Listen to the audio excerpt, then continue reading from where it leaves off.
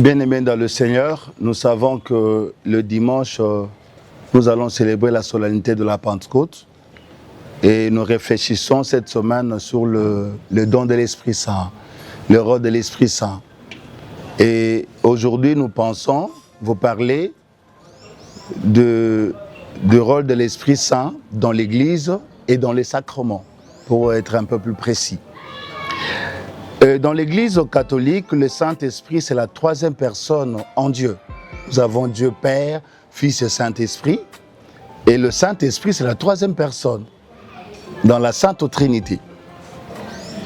Son rôle dans l'Église est que le Saint-Esprit, c'est l'âme de l'Église.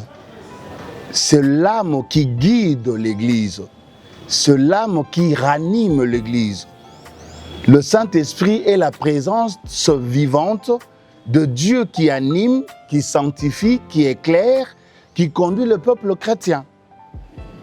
Et d'ailleurs, le Christ qui a fait déjà sa montée lors de l'ascension du Seigneur a laissé ses apôtres non pas par une absence unique et perpétuelle, mais il est resté dans l'absence-présence parce qu'il est resté présent dans son Église, dans l'âme même de ses disciples, par la présence de l'Esprit Saint. Il est nommé même l'Esprit de vérité, l'Esprit défenseur, il est avocat, il restera avec vous, l'Esprit de connaissance, il vous rappellera tout ce que je vous ai dit, l'Esprit du Seigneur, l'Esprit de Dieu sera avec vous. Voilà. Le Christ, physiquement, il quitte le monde par l'ascension, mais il reste présent dans son Église, dans ses apôtres, par l'action du Saint-Esprit, par la présence du Saint-Esprit.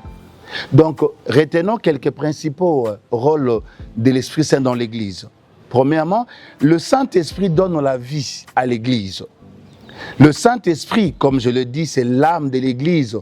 Comme le souffle qui donne la vie au corps, le Saint-Esprit donne la vie à la communauté chrétienne. Vous recevrez une force, celle du Saint-Esprit, qui viendra sur vous. C'est Luc qui parle. Actes des Apôtres, chapitre 1, verset 8. À la Pentecôte, l'Église naît publiquement sous l'action de l'Esprit Saint.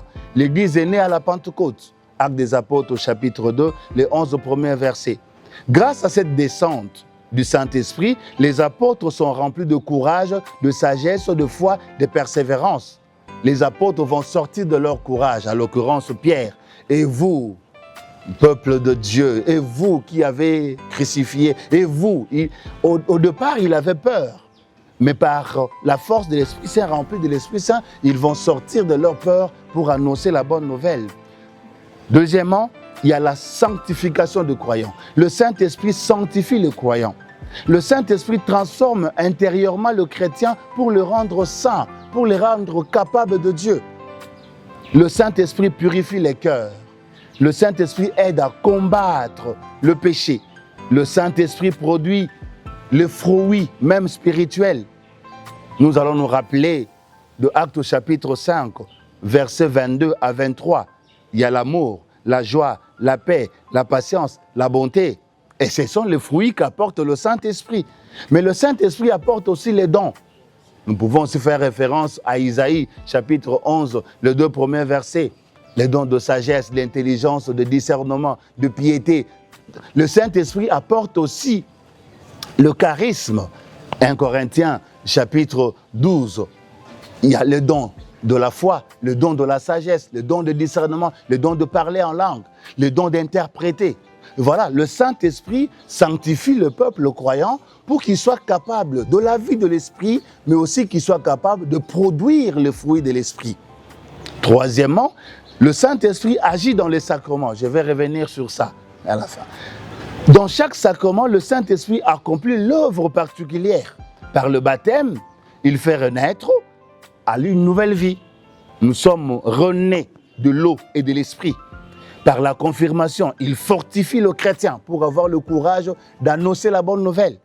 Par l'Eucharistie, il unit par le pain et le vin qui deviendra, par la prière de consécration, le corps du Christ et le sang du Christ. Il renforce l'unité dans le chrétien avec le Christ et leur donne la possibilité d'aimer comme le Christ et d'agir comme le Christ le fait. La réconciliation, les sacrements de pénitence et de réconciliation. Le chrétien reçoive le pardon et la paix qui vient de Dieu lui-même. Il a été donné aux apôtres le pouvoir, tout pouvoir m'a été donné. Et il la dira à Pierre, si tu es Pierre, cette Pierre, je bâtirai mon église. Tous les pouvoirs, tu en as. Tout ce que tu vas délier sur la terre sera délié au ciel. C'est le pouvoir de remettre le péché. Il y a le mariage. Le Saint-Esprit unit les époux dans l'amour véritable. Dans l'ordre sacré, le Saint-Esprit consacre le ministre par le pouvoir même du sacerdoce de Melchisédek. L'évêque, par la prière de consécration, rend les fidèles qui ont le sacerdoce ministériel la grâce de l'Esprit Saint pour agir en tant que prêtre. En tant que prêtre. L'onction des malades, ça donne la force. Le Saint-Esprit donne la force et la consolation aux fragiles, aux personnes malades. Par l'huile de l'onction de malade, le peuple de Dieu en quête de salut retrouve la force et la consolation.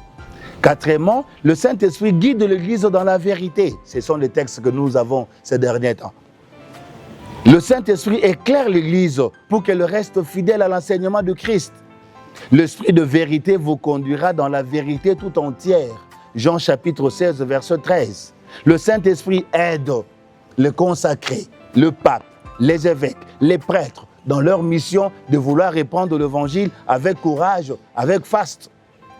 Cinquièmement, le Saint-Esprit distribue le don, comme je le dis. Isaïe chapitre 11, les 2 premiers versets, don de sagesse, l'intelligence, conseil, force, science, piété. Il y en a 7 dons. Et les charismes, il y en a 12. Je l'ai dit, 1 Corinthiens chapitre 12, verset 12, il y a parole de sagesse, parole de connaissance, don de la foi, don de guérison, don des miracles, don des prophéties, don des discernements, des esprits, don de parler en langue, don d'interprétation des langues, don des services, don de l'enseignement, d'exhortation, autant des dons. Mais attention, il y a différence entre dons, charisme et fruits. Les dons, de façon générale, Isaïe chapitre 11, ce sont des dispositions spirituelles qui paraissent comme permanentes. Mais les charismes, ce sont des dons particuliers que le Saint-Esprit donne pour la mission.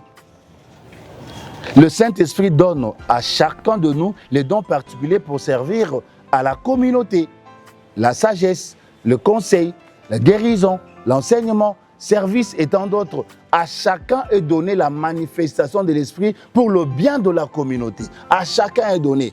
Et donc, le Saint-Esprit crée de particularités dans la vie de chrétien, mais pour que chaque chrétien agisse selon la volonté de Dieu lui-même, remplissant de l'Esprit de force pour que chaque élément contribue à la construction de l'Église. Il y a diversité de dons, mais c'est le même esprit. 1 Corinthiens chapitre 12, versets 4 à 11. Celui qui a le Saint-Esprit est capable de produire les fruits de l'Esprit. Galates chapitre 5, versets 22 à 23.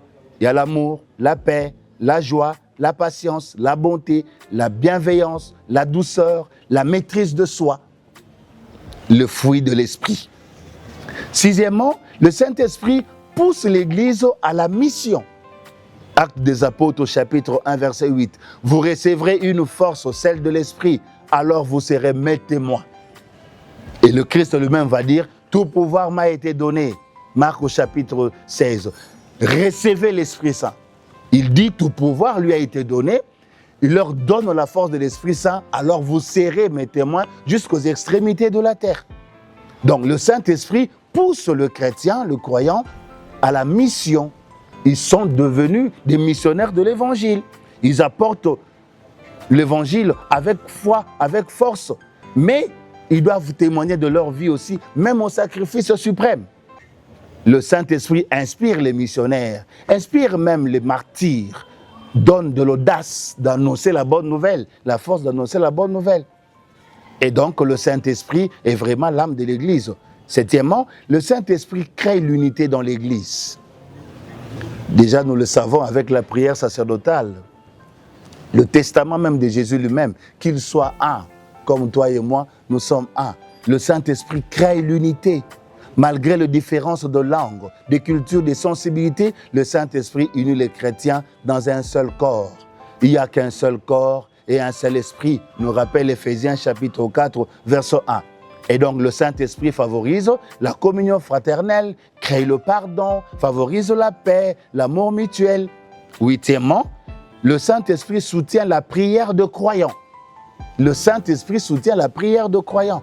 Rappelons-nous de l'épisode de Paul et Silas dans la prison. Sans force, on les a vraiment cloîtrés là, au fond de la maison, une maison bien fermée. Mais Paul et Silas, dans leur prison, ils priaient. À force de prier, il y a un vent qui a soufflé et qui a ouvert toutes les portes. Le chêne était détaché. Et nous savons ce qui est arrivé.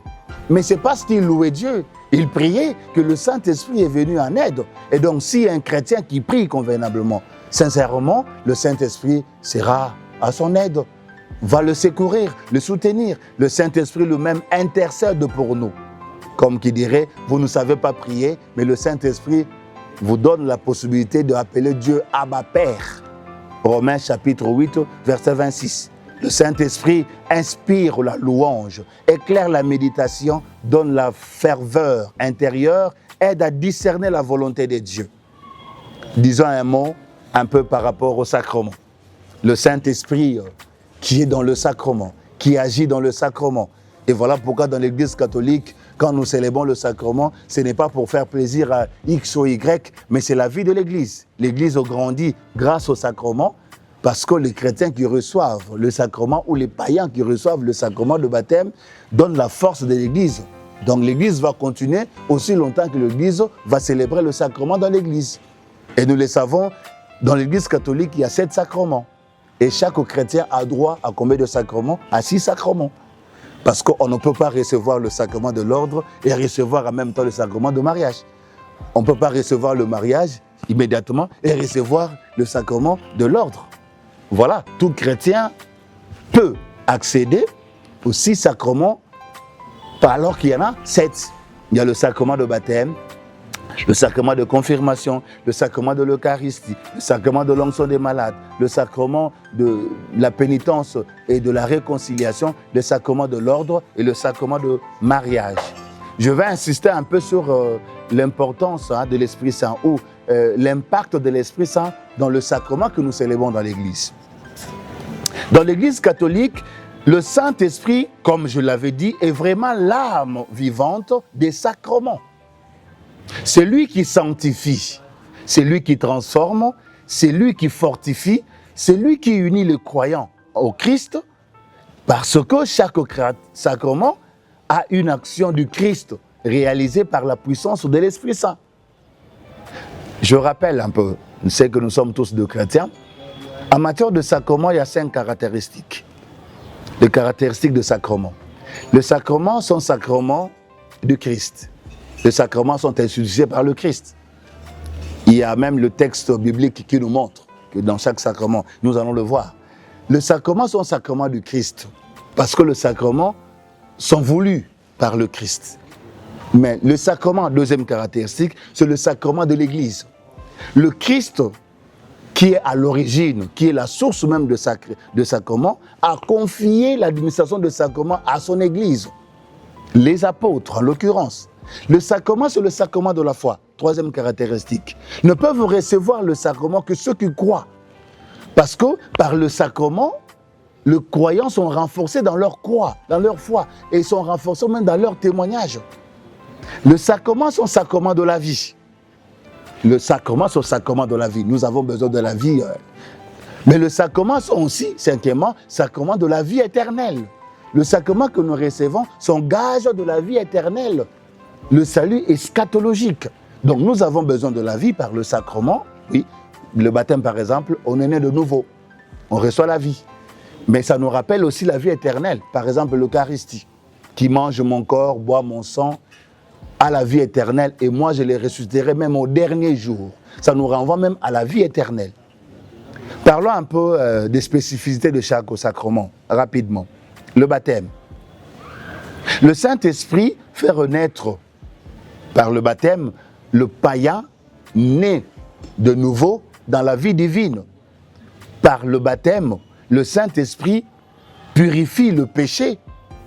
Il fait naître à une vie nouvelle. Il fait entrer dans la grande famille de Dieu. Le baptisé devient enfant de Dieu, mais aussi fils de la lumière, parce que le baptême est aussi appelé illumination. Illumination. Donc les baptisés, c'est un illuminé, c'est un éclairé. Par le baptême, on devient temple de l'Esprit Saint. Le baptême crée en nous, peuple de Dieu, race choisie, mais temple de l'Esprit Saint. Et voilà pourquoi, même Paul va l'insister, Paul va nous demander quand même de nous enraciner dans l'Esprit Saint, de nous laisser conduire par l'Esprit Saint. Parce que l'Esprit de Dieu habite en nous. Le baptême fait de nous membres de l'Église, l'incorporation dans le corps du Christ. Le baptême nous crée la filiation divine, une nouvelle création, mais aussi la purification de nos péchés. Donc l'enfant qui reçoit le baptême, ou un adulte qui reçoit le baptême, devient enfant de Dieu parce qu'il était païen, mais il a la force de l'Esprit, le pouvoir de l'Esprit, et il reçoit aussi la triple fonction d'être roi, d'être prophète et d'être prêtre. Le Saint-Esprit agit dans le baptême à travers les deux éléments que nous avons qui constituent le sacrement de baptême. Il y a l'eau, mais la parole trinitaire. Le prêtre dira, Christian, je te baptise en touchant l'eau au nom du Père et du Fils et du Saint-Esprit. C'est la parole trinitaire qui apporte la marque de l'Esprit Saint. La confirmation. Déjà un texte pour le baptême, Jean chapitre 3, verset 5. Le récit de Nicodème avec Jésus. Il faut renaître de nouveau pour être dans la vie de Dieu. De la confirmation. Actes des Apôtres, chapitre 8, verset 14 à 17. Le Saint-Esprit fortifie. La confirmation, par l'huile sainte, nous recevons la force de l'Esprit pour témoigner, pour être missionnaire, mais aussi pour défendre la foi. Parce que la confirmation, c'est un sacrement des adultes. On le donne à un adulte qui a reçu le baptême, mais qui est rempli de l'Esprit Saint pour être capable d'annoncer la bonne nouvelle. La confirmation, c'est le sacrement de la maturation chrétienne. Comme à la Pentecôte, le Saint-Esprit descend sur les apôtres, sur les baptisés, pour leur donner le don de l'Esprit, pour leur rendre courageux dans la foi et la mission, pour les envoyer aussi en mission et témoigner de la force, avoir le courage, avoir la persévérance et être davantage adultes et matures. Et donc, nous savons déjà que si nous recevons pleinement le Saint-Esprit par le sacrement de la confirmation, donc un baptisé qui reçoit la confirmation a avec lui le don de l'Esprit, a avec lui les charismes de l'Esprit, et il est capable de produire les fruits de l'Esprit. L'Eucharistie. L'Eucharistie, c'est le corps et le sang du Christ. La force de l'Esprit dans l'Eucharistie, c'est le Saint-Esprit qui transforme les espèces eucharistiques. Nous le savons comme dans tout sacrement, il y a la matière et la forme. La matière pour l'Eucharistie, ce sont les saintes espèces qu'on amène. Les hosties non consacrées et le vin que le chrétien amène, mais par la consécration, ces hosties deviendront le corps du Christ, le vin deviendra le sang du Christ. Mais l'acte est réalisé par le Saint-Esprit. Le prêtre va recevoir, va dire sanctifie, pour qu'il devienne le corps et le sang. Sanctifie. Cet acte de sanctification, c'est l'acte de l'Esprit Saint. C'est l'Esprit Saint qui sanctifie et qui transforme la nature même des espèces eucharistiques en corps du Christ et sang du Christ. Au fait, physiquement, les hosties amenées restent telles. Mais substantiellement, dans la substance, ce n'est plus le blé, mais c'est le corps du Christ. Ce n'est plus le vin qu'on a amené, c'est le sang du Christ. Voilà pourquoi Saint Paul va nous prévenir, 1 Corinthiens chapitre 11, qui mange le corps du Christ et boit le sang du Christ dans un corps indigne, communie à sa propre condamnation. Voilà pourquoi parmi vous, il y a des gens qui sont malades et qui ne trouvent jamais de guérison. Parce qu'on ne blague pas avec l'Eucharistie. L'Eucharistie amène l'union, la communion avec le communié, avec le Christ. C'est lui qui mange mon corps et boit mon sang, vit en moi et moi en lui.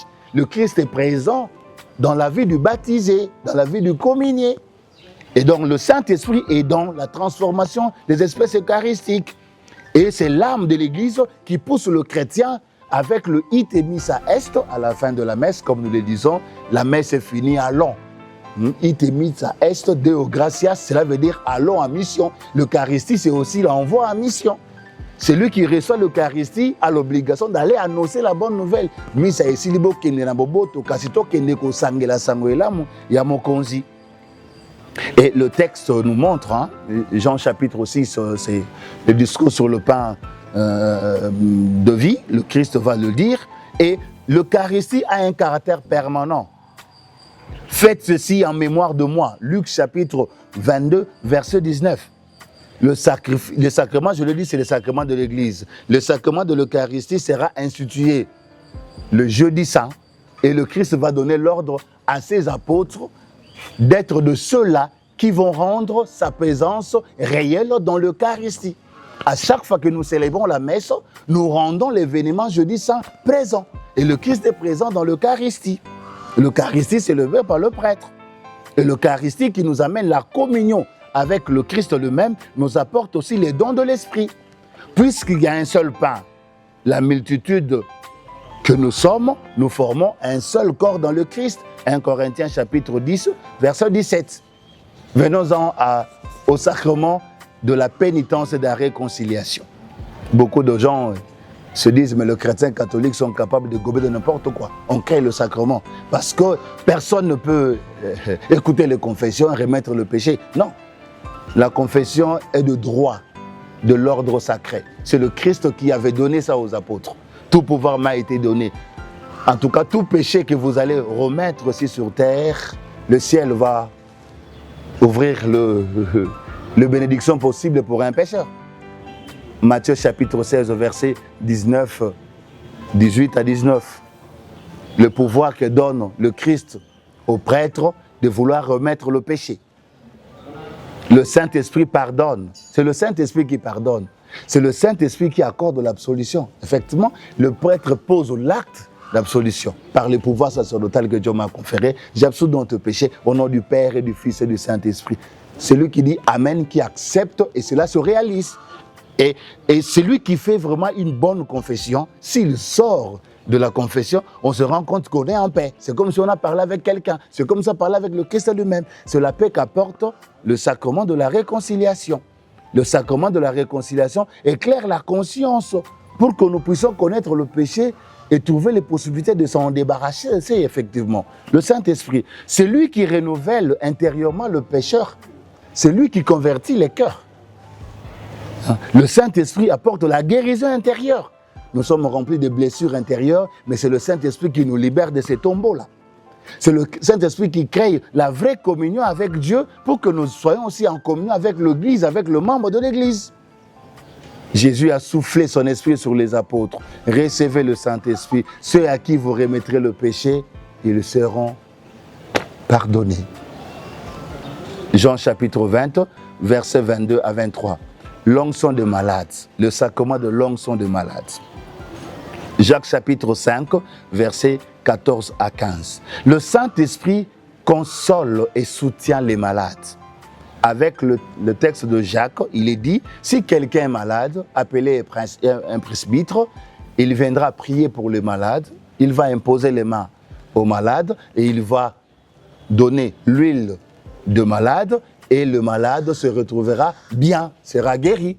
Donc l'onction des malades, c'est un sacrement qui apporte solution, soulagement, mais guérison aussi. La guérison peut être corporelle, mais la guérison peut être aussi physique. Quelqu'un qui reçoit l'onction des malades dans l'état de faiblesse, qui désire avoir un peu de force, ce n'est pas un sacrement qui appelle à la mort. Généralement, dans l'ancien temps comme cela, quand un prêtre vient pour administrer le sacrement de l'onction des malades, on tirait sa soutane, on le retenait pour qu'il ne parte pas avec l'âme de la personne malade. C'est vraiment une aberration, c'est ce que nous entendons. C'est un sacrement qui est scripturaire dans la Bible. Jacques chapitre 5, verset 14-15, Jacques qui recommande que si quelqu'un est malade, qu'on appelle un presbytre, un ancien, le prêtre, il va prier sur les malades, il va imposer les mains aux malades et il va donner l'huile pour que la personne se retrouve au mieux. Mais cet acte-là n'est réalisé que par le Saint-Esprit. C'est le ministère que réalise le prêtre quand il part visiter les malades, des personnes en état de faiblesse spirituelle, même corporelle, morale, et qui désirent avoir l'onction de malade. Le prêtre administre ce sacrement. Et je disais, c'est le Saint-Esprit qui console, c'est le Saint-Esprit qui soutient, c'est le Saint-Esprit qui guérit, c'est le Saint-Esprit qui relève une personne en situation de souffrance. Dans la souffrance et la maladie, par l'imposition de main et l'onction d'huile des malades, le Saint-Esprit donne la paix, fortifie l'âme, aide à unir la souffrance à la souffrance du Christ, prépare parfois au passage vers le Père. Quelqu'un peut recevoir l'onction de malade au soir de sa vie. Ça le prépare à entrer au ciel, à marcher lentement et sûrement vers le chemin du paradis. Et donc le Saint-Esprit apporte la consolation, apporte la force dans l'épreuve, l'espérance de croire que tout peut être renouvelé dans le Christ, mais aussi la guérison physique. Mais je dis, il ne faut pas seulement attendre la guérison physique, le mieux c'est d'avoir la guérison spirituelle parce qu'on est en paix et on supporte la souffrance, la maladie avec le Christ. L'ordre sacré, le sacerdoce ministériel. Je disais que tout chrétien a droit à 6 sacrements et non 7. Parce qu'on ne peut pas recevoir le sacrement de l'ordre et recevoir le sacrement de mariage. On ne peut pas recevoir le sacrement de mariage et recevoir le sacrement de l'ordre. L'ordre sacré, je peux donner le verset Matthieu chapitre 16, verset 19, verset 18 à 19. Le Saint-Esprit consacre le service. Donc, il y a 3 catégories de sacrements. Le sacrement d'initiation chrétienne, le baptême, la confirmation et l'Eucharistie. Il y a le sacrement de guérison. Il y a l'onction des malades et la confession. Il y a le sacrement de la mission et de service. C'est le sacrement de l'ordre et le sacrement de mariage. J'avais parlé de 5 caractéristiques, mais il y a 3 regroupements. Voilà. Dans le sacrement de service et de la mission, il y a le sacrement de l'ordre, il y a le sacrement de mariage, le sacrement de l'ordre. Le prêtre, après avoir passé au rite d'ordination, quand on arrive à la prière de consécration, c'est cette prière-là qui consacre le diacre pour devenir prêtre. C'est cette prière de consécration qui consacre l'acolyte qui deviendra diacre. L'élément central, c'est la prière de consécration. Tant qu'il n'y a pas prière de consécration, il n'y a pas ordination sacerdotale, il n'y a pas ordination diaconale. Et c'est l'Esprit Saint qui configure le ministre au Christ, qui reçoit la mission d'être pleinement prophète, roi, mais aussi celui qui administre le sacrement dans l'Église. Il donne la grâce de servir le peuple de Dieu. Par l'imposition de main, l'Esprit consacre le diacre, le prêtre, les évêques. Et donc, l'ordre, c'est en vue de mission. Il ne peut pas avoir de prêtre sans célébration eucharistique, sans célébration des sacrements, sans apostolat. On est ordonné pour les services. Et le sacrement de mariage, comme vous le savez, Matthieu chapitre 19, verset 6, Marc chapitre 10, verset 9, qui consacre l'indissolubilité du mariage. Dieu a voulu de la création l'homme et la femme, et Jésus va dire, ce que Dieu a uni, que personne ne le sépare, et donc les époux, par le mariage, par leur consentement et la bénédiction de prêtre, reçoivent la grâce de vivre dans l'amour, de rester dans l'amour. Le Saint-Esprit sanctifie l'amour des époux. Le Saint-Esprit aide à rester fidèles, à se pardonner mutuellement, à éduquer les enfants dans la foi, à faire de foyer une petite église domestique. Le Saint-Esprit rend la fécondité des énergies des époux pour la procréation. Il renforce leur amour, mais leur donne aussi la faculté de vouloir procréer. Mais être des responsables de la famille, assurer aussi la sanctification de la famille. Donc tout cela se réalise avec la puissance de l'Esprit. Donc, dans tous les sacrements, le Saint-Esprit agit comme source de vie, comme force de sanctification, comme présence de Dieu dans l'Église. Sans lui, le rite resterait extérieur. Et avec lui, les sacrements deviennent rencontres vivantes avec le Christ. Voilà ce que j'avais à vous dire, peuple de Dieu. Que le Saint-Esprit nous conduise, qu'il nous guide, qu'il nous aide à être des missionnaires de la bonne nouvelle, mais surtout qu'il nous donne les dons et le charisme afin que nous puissions produire le fruit de l'Esprit. Amen.